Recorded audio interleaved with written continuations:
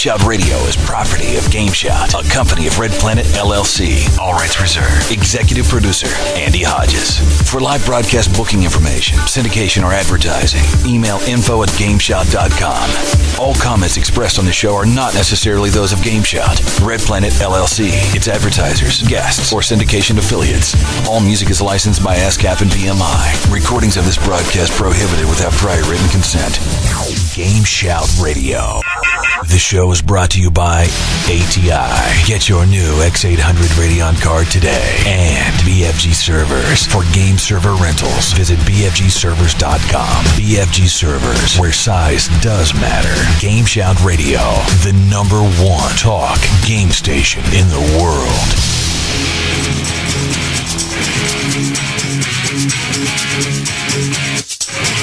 And welcome back to GameShout, the #1 video game station around the world. We're GameShout.com.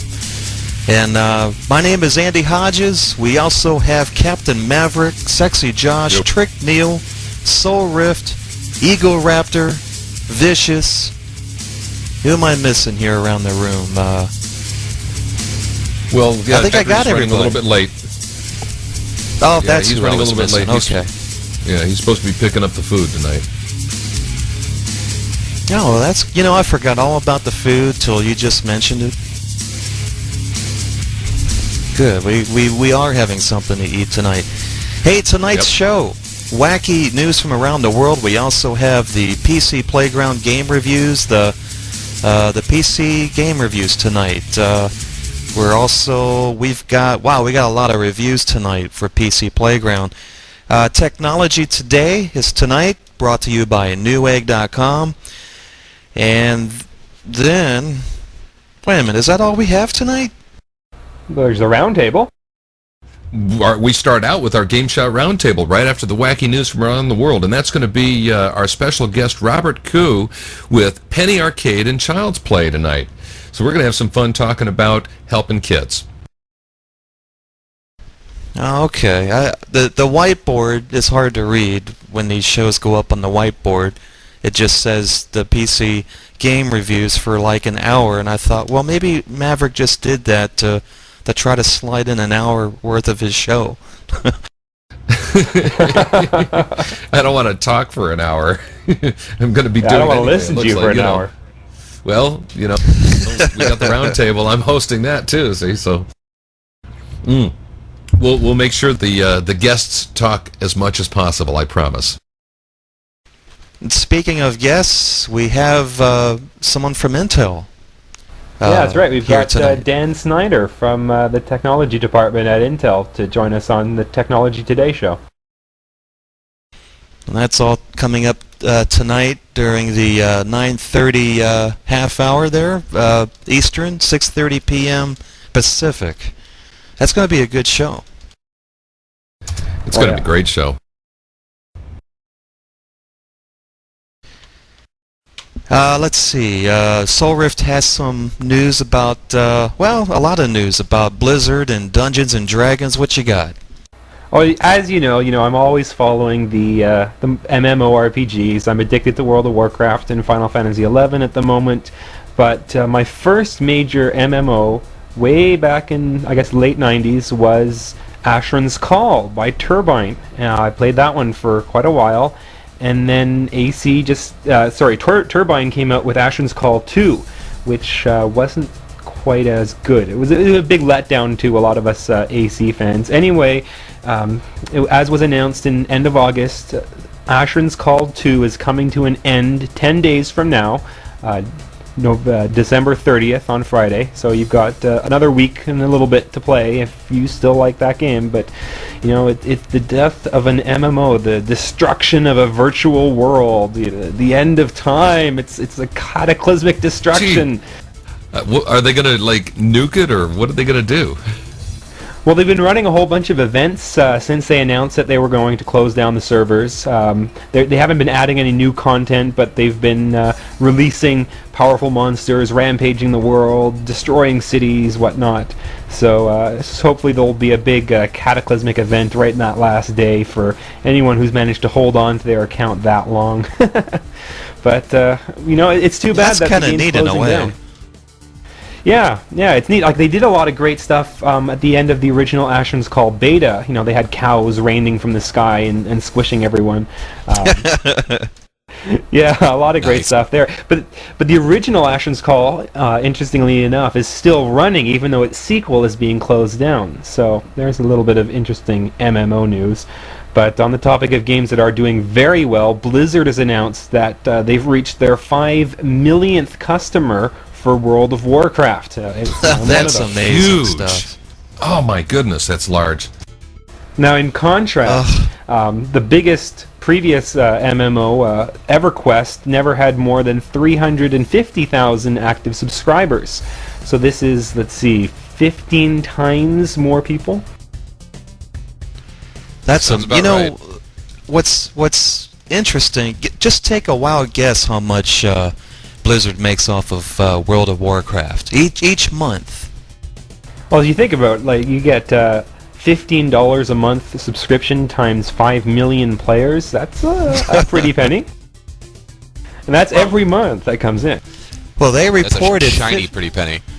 They reported $53 million a month, and that's on average. That can go up, that can go down by a little bit, but with their forever increasing subscription base, which right now there's still more people paying, there's still more people signing up. They're talking about record sales by the end of the year, which is next week.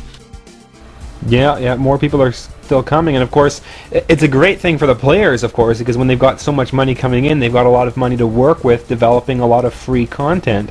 I mean, if you look at Sony and their EverQuest 2, they're charging for all their little packages and updates. They'll have downloadable, essentially patches that add new dungeons, but you got to pay $10 to get them. Here, Blizzard's just giving this stuff all away free because they're making it back in the monthly fees.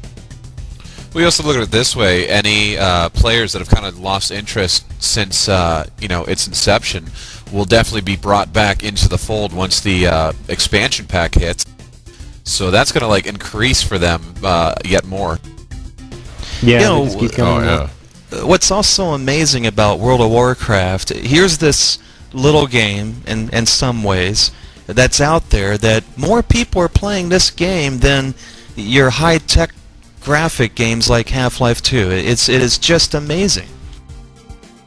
Well, plus it's so addictive because once you start playing, you're playing, and then you get your friends to keep playing, and then they're playing day in, day out, and then they get all their friends to keep playing, and these online communities just build and grow. So it's really, really a fantastic game. Now, can Nintendo be right then when they say, we're not after the super high-tech graphics, we're after the people that love to play games? Could they be right?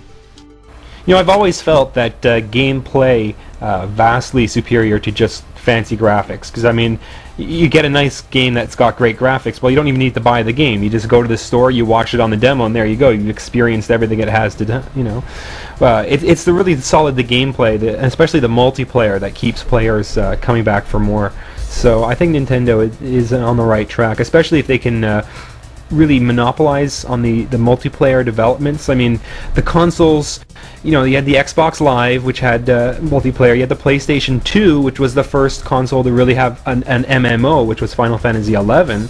But there's a lot of untapped potential in multiplayer. I think Nintendo's tried exploring that with the DS and the wireless internet stuff. But I think there's a lot of room for improvement in the multiplayer region. Actually, quick trivia fact, the Dreamcast was the first to have the MMO with Phantasy Star Online. And lately I've been playing Rose Online, and yeah, it's also it's kind of addicting itself. What systems is that one available for? Just that PC? one's PC. Rose Online. Yeah. Yep. Oh yeah, that one's pretty In cool. fact, I sent you the updated for your user ID and password, so you better make sure that you get in there and play it too. Sorry. Right, all of us are getting in on the beta for that. Well, you We'll see. and Jadri and I, no, the beta's over. You and Jadri and I are playing it for the review. Ooh. Yeah, So another really cool thing that there's been rumored that nobody's sure if it's going to happen or not is Blizzard. There's been talk that Blizzard might be bringing World of Warcraft to the Xbox 360. Well, that's also interesting because Square Enix, that developed Final Fantasy XI for PlayStation 2, is bringing Final Fantasy XI for the Xbox 360. So, I wouldn't be surprised if World of Warcraft... Then again, World of Warcraft I can't see being playable on the console unless they released a keyboard and a mouse for it. Final Fantasy XI was really developed for the controller, and I don't know, World of Warcraft is heavily mouse dependent. There's a lot of stuff to click on. There is, but you could probably figure out some way to do it.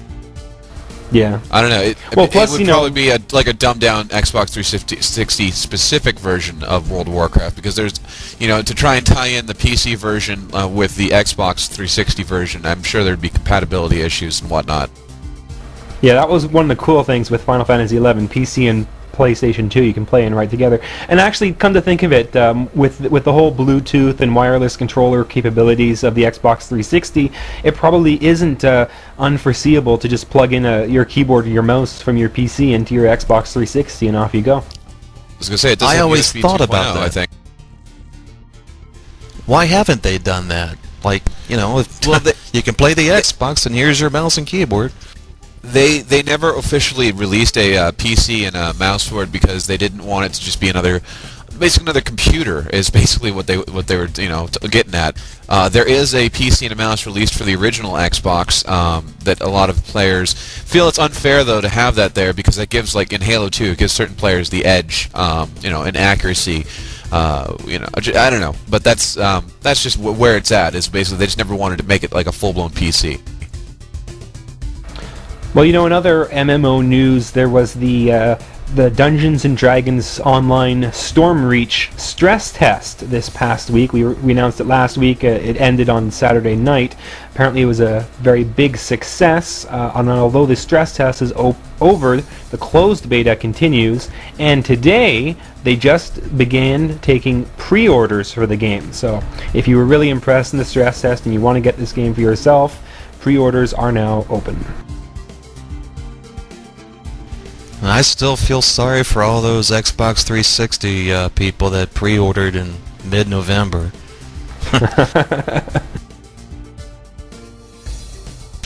One of these days, but hey, we've got the wacky news from around the world coming up next with Captain Maverick. We're going to take a quick break. We'll be right back after this. Millions of people love Newegg.com. Go on that website and check it out. You'll see what I'm talking about. There's a whole testimonial page.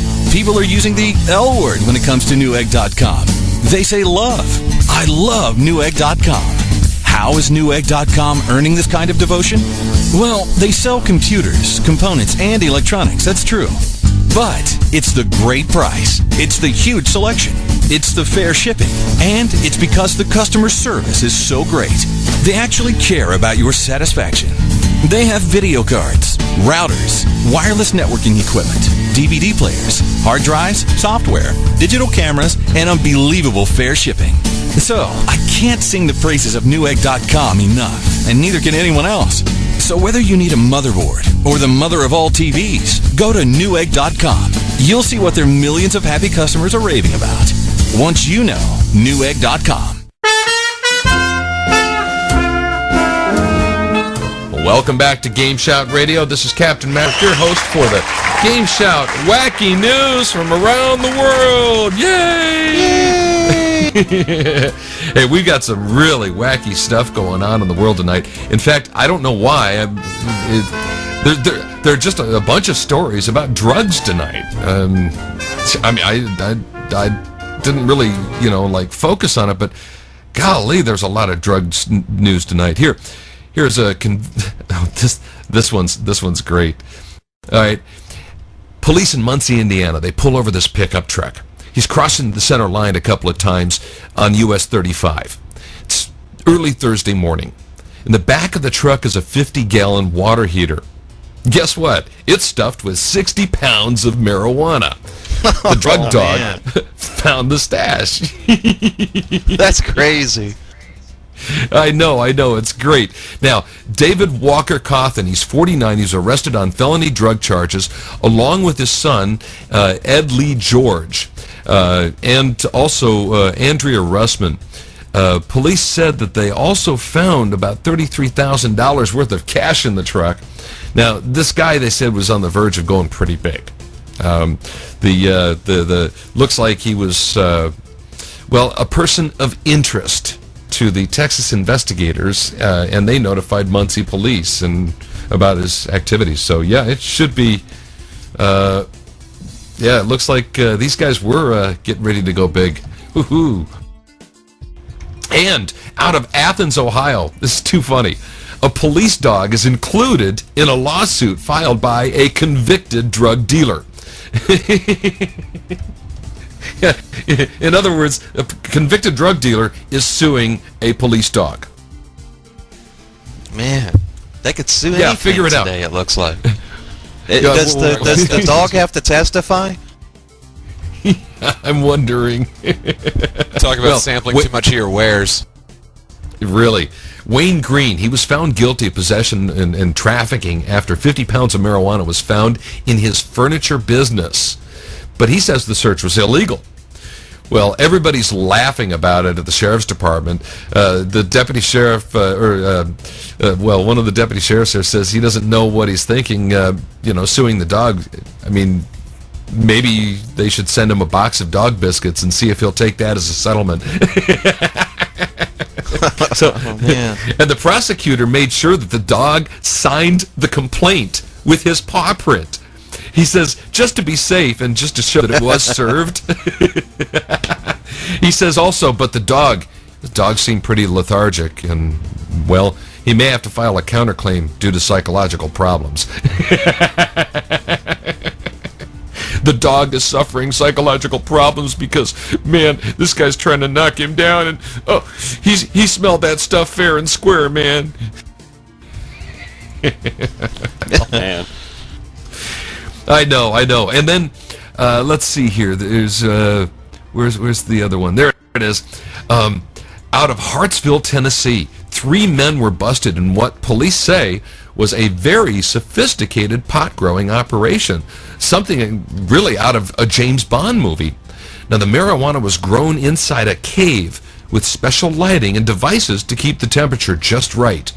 They say these guys even spliced into the power lines to steal some power to grow the plants. The operation would grow about 100 pounds of pot every 8 weeks. I wonder how they managed to do the power thing. Good question. They say that they were growing it faster inside the cave than outside. Now, Brian Gibson, Greg Compton, Fred Strunk, they were all arrested in Florida and are now in jail. Compton and Gibbons' bail was set at $5 million, and Strunk, his bail was set at $15 million. Big operation, man. Big operation. Ooh. Well, that's big for Tennessee. I can just imagine Batman coming out all stoned. Yeah, I'm waiting for it. Oh, gosh. So, hey, and I guess, choose your own drug. This one's, booze. Thomas Elfline, he's 26, and he was trying to avoid a DWI checkpoint. He sees it up the road, so he decides instead, I'm going into the gas station here. But the police noticed it too. So they pulled into the gas station with him, and officers placed handcuffs on him and placed him in the back of a marked cruiser because, well, the guy was definitely DUI. Well, while the officer was writing down his information, Thomas was able to get the handcuffs off. He hopped into the front seat of the police cruiser and went for a ride. He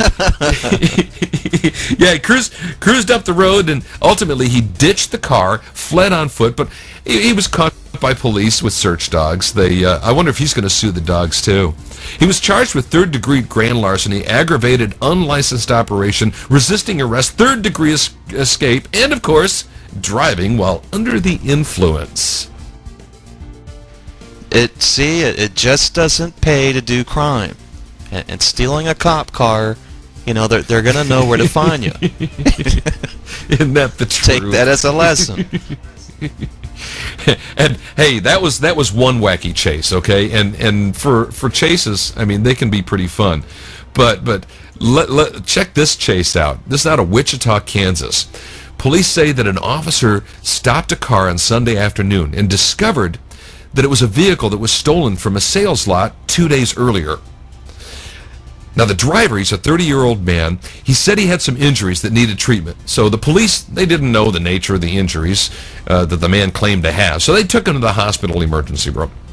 Well, police said that after he was treated, the man asked to use the restroom. And so an officer escorts him to the restroom and waits outside. Well, a short time later, the guy was spotted in the airlock of the emergency room as he runs out the hospital with the officers in close pursuit. Now, the restroom had only one door. The police said that the man must have stood on the railing of the stall, climbed into the ceiling, and made his way to the exit.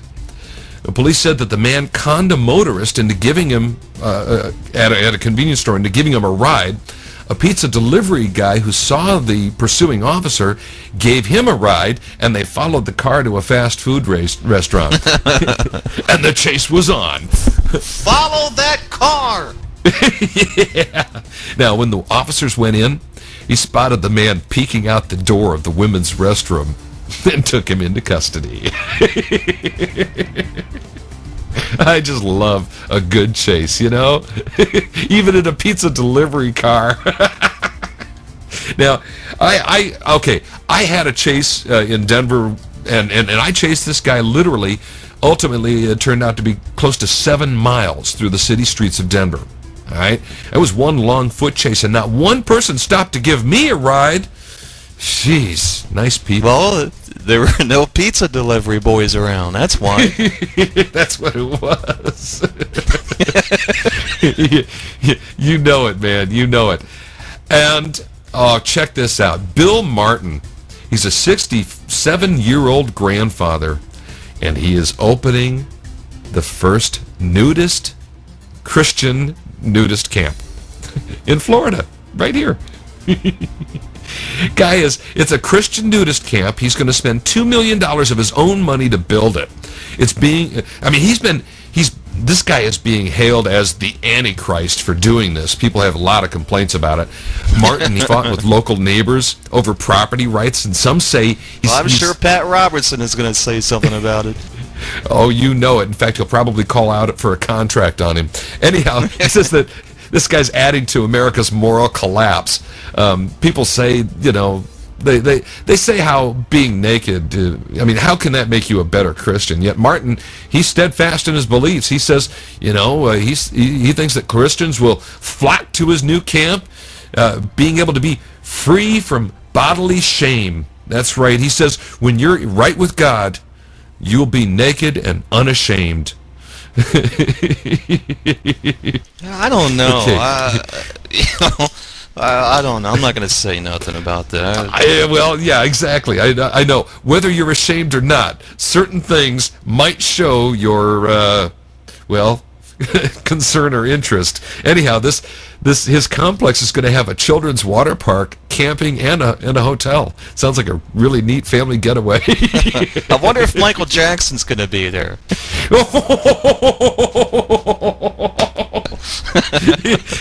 He'll be the one in the Easter Bunny costume carrying the carrot.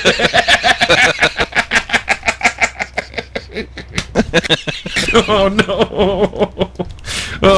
Oh, gosh, you're a bad man. You're a bad man. Hey, Jimmy Wales, he's the founder of Wikipedia. And, Wikipedia claims that if it happens, immediately it's going to be right in that encyclopedia. So any news that goes on is automatically being, botted into that. Now, Andy, you understand things like these bots that go out and gather news and things better than I do. But, well, evidently that's what this thing does. And, well, it just reported recently of Jimmy Wales' demise. Wikipedia reported that he'd been shot and killed by a friend of John Siegenthaler. that was the person who was recently. He was linked to the Kennedy assassinations within the website, and Wikipedia apologized about it. But well, the London Times and the Wikipedia itself broke the news of the murder, reporting that the friend of this Steigenthaler entered Wales' house wearing a mask and shot him 3 times in the head and ran. However, Wales is alive, very much alive. It was an inaccuracy within Wikipedia. Good job, Jimmy Wales. Tell you, those news bots, they're not perfect, Well, yeah, it's reporting his death. I thought that was pretty interesting. Oh, yeah. Well, there's a lot of wacky stuff going on in the world. And frankly, this next one just kind of... I just don't see how it can happen. Out of McAllister, Oklahoma, hospital officials at McAllister Regional Health Center say that a 14-pound, 3-ounce baby was delivered there, the largest ever born at that hospital. 14-pound, 3 ounces. God. It's like asking a 2-year-old child. Yeah. Hospital spokesman said the baby already wears clothes made for children 6 to 9 months old. The nursery had to go to pediatrics to get diapers because they didn't have any that would fit. They already started buying her new clothes, and none of the stuff that they had bought for her before her birth are going to fit now. It was born by cesarean section without any serious complications, but can you imagine natural childbirth with a 14-pound, 3-ounce baby? Oh my gosh. Yeah, that's... You could imagine the screaming that you would hear. It's your fault! You did this to me, you son of a... never mind, we do not go I'm sure there. she was pissed off. I'm sure she was. I would be. Ooh.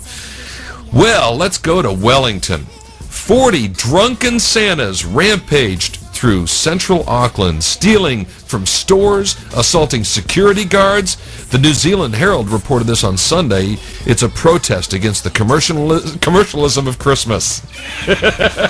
Oh my gosh. Yeah. That's just bad. Well, police, they said that some of the Santas threw beer bottles. One tried to climb up a mooring rope of a cruise ship, and a security guard was punched in the face during the fracas. Now, basically, they said they came in, said Merry Christmas, and then helped themselves, said a convenience store clerk. He said that Santas also attacked a Christmas tree. The event organizer, Alex Dyer, he had warned that the antics would only stop when someone was arrested, and when someone was arrested linked to the incident in the Santa-Archy. That's right, incident of the Santa-Archy. Santa-Archy.com is an online Wikipedia. The record protest goes back about 10 years, with participants marking Christmas and anti-commercial slogans on street banners and theaters, and they say that now this one is definitely the one that is the biggest. 40 men and women have beaten it. A number dressed in the same outfit. It was difficult to confirm the identity of who was doing what. They were all... Well, back to you, Andy. They were all in Santa suits. Hey, stay tuned. We've got the GameShout Roundtable discussion. This is GameShout Radio, the #1 talk game station in the world. Visit GameShout.com for more info. GameShout.